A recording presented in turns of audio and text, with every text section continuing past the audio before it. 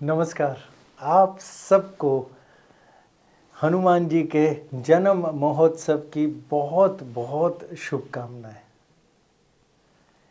इस साल हनुमान जयंती, जिसे हम हनुमान जी के जन्म महोत्सव की तरह भी मनाते हैं, वो 11 अप्रैल को आ रही है या 12 अप्रैल को आ रही है, उसको लेके थोड़ी सी मंशा लोगों के दिलों में चल रही है।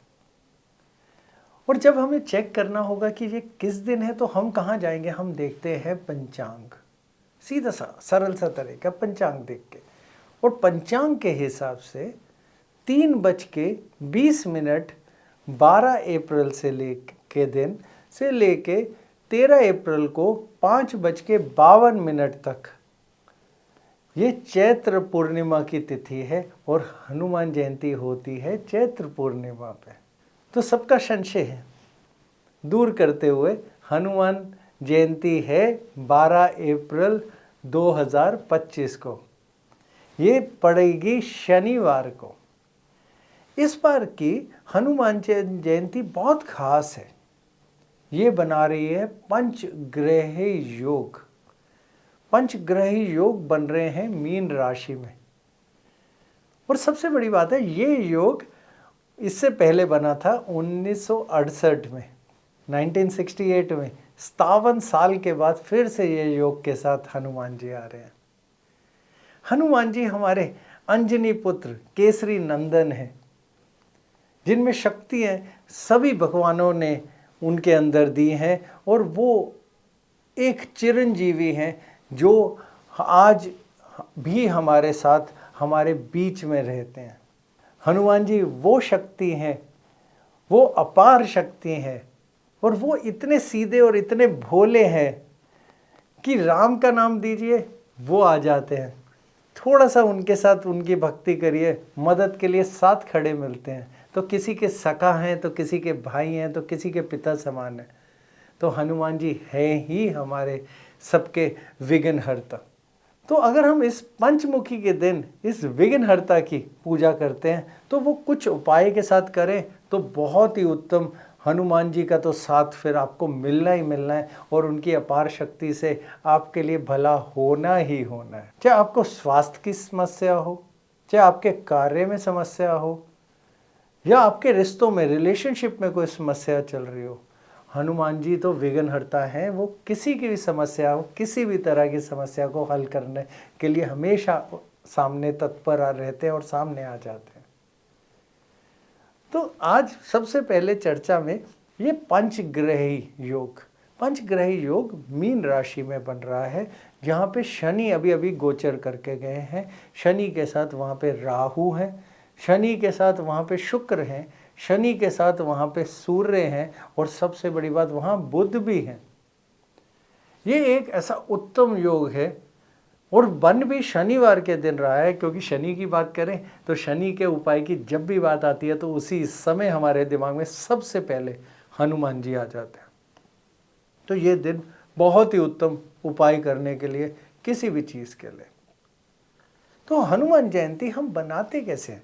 हम मनाते हैं जब हम मंदिरों में पूजा करते हैं। हर जगह कोई ऐसा मंदिर नहीं होगा जहाँ हनुमान जयंती की पूजा नहीं होती। शुभ ही दिन इतना है, सभी जाते हैं, हम भी जाते हैं, सब जाते हैं। उसके अलावा भंडारे करे जाते हैं, लोगों को खाना खिलाया जाता है, पूजा पाठ करी जाती है। एक हर्षोल्लास का माहौल होता है उस दिन। है ही जन्मदिन हमारे हनुमान जी का, और उनके जन्मदिन पे ना हो तो ऐसा कैसे हो सकता है? और है ही वो राम जी के सबसे प्रिय। तो उस दिन के लिए हमें साथ में, अगर हम अपने भी कुछ खास उपाय करें, तो बहुत ही उत्तम योग और उत्तम उपाय बनते हैं। वो उपाय बहुत सीधे सीधे हैं। जब ये साल शुरू हुआ था 2025, तो हमने सबको बताया था ये मंगल का साल है, यानी मंगल मतलब हनुमान जी, यही मंगल मूर्ति हनुमान जी। और साथ में ये बताया ये साल पंचमुखी हनुमान जी का है। तो पंचमुखी हनुमान जी वो हनुमान जी थे जो पाताल लोक में गए थे और अहि रावण को उन्होंने मारा था, उस समय रूप लिया था। तो ये पंचमुखी हनुमान जी वो हैं जो एक रावण को भी मारने की भी ताकत रखते थे, बहुत ही शक्तिशाली। बहुत ही कहते हैं आपके जो भी वरदान हो उनको पूरा करने वाले। तो हनुमान जी जब हमारे सामने आते हैं तो वो राम जी के नाम के कारण तो सबसे पहले सामने आ जाते हैं। उसके अलावा ये साल के बारे में हमने ये भी बताया था, ये साल ऐसा है जब धरती हिलेगी, भूकंप आएंगे, अर्थक्वेक आएगा, आग लगेगी, दंगे हो सकते हैं, लड़ाई झगड़े हो सकते हैं, क्योंकि लोगों में गर्मी का माहौल बहुत होगा। जितनी भी हमारी शेयर मार्केट स्टॉक वगैरह है वो ऊपर नीचे कई बार होंगे, कभी गिरेंगे तो फिर कभी उठेंगे, ऊंच नीच बहुत ज़्यादा पकड़ेंगे, क्योंकि ये साल ही हनुमान जी का है। तो जहाँ शक्ति का साल है तो शक्ति कभी ऊपर को भी जाएगी तो कभी शक्ति नीचे को भी लाएगी। तो हनुमान जी की अगर हम अर्चना करते हैं, दिल से करते हैं और पूरे उनके साथ दिल से उपाय उनके लिए करते हैं, वो हमेशा हमारे को साथ निभाते हैं। और इस बार का तो उपाय ही बहुत सीधा सा, बहुत ही सरल सा है, और ये सीधा उपाय भी इतना आसान है कि कोई भी कर सकता है। तो अगर आपको परेशानी स्वास्थ्य की हो, आपके किसी रिश्ते में हो, या फिर पैसे की, या व्यवसाय में, या कारोबार में, किसी भी तरह की, एक ही उपाय है इस बार, तो बहुत ही सीधा सा। तो अगर आपकी 7.5 चल रही है तब भी आप कर सकते हैं, वो भी 7.5 में भी बहुत आराम लेके आएगी। करना कुछ नहीं है, बहुत सीधा सा तरीका है।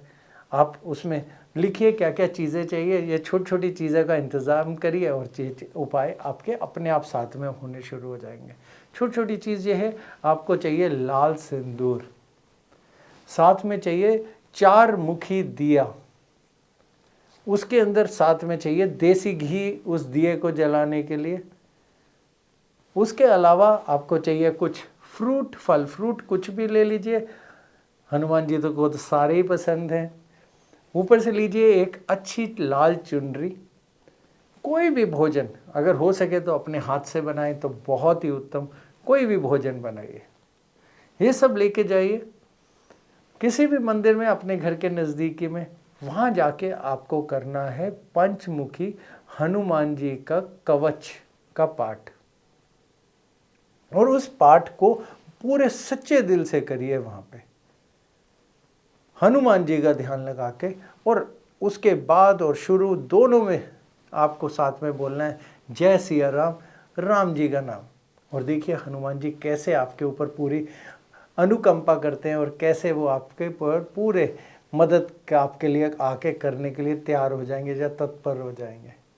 है ही हमारे सीधे से हनुमान जी। फिर वो जो भोजन है जो आपने प्रसाद में चढ़ाया, उस भोजन को ले जाके किसी ज़रूरतमंद को खिलाइए, क्योंकि हमारे हनुमान जी को मदद करने वाले लोग बहुत अच्छे लगते हैं। आप भी किसी की मदद करिए, हनुमान जी बहुत खुश होते हैं। तो ये भोजन कराइए किसी ज़रूरतमंद को, जितना आपकी हिम्मत है। अगर ज़्यादा है भंडारा करिए, छोटा है एक आदमी को खिलाइए, लेकिन खिलाइए ज़रूर। और ये करके देखिए कैसे हनुमान जी आपका साथ निभाएंगे, और कैसे हनुमान जयंती के दिन आपके लिए सब कुछ अच्छा होना शुरू होगा। तो एक बार फिर आप सबको हनुमान जयंती की बहुत बहुत शुभकामनाएं। आपके लिए ये बहुत मंगलमय हो, और आपके लिए ये बहुत अच्छी नई चीज़ों की शुरुआत लेके आए। जय सिया राम।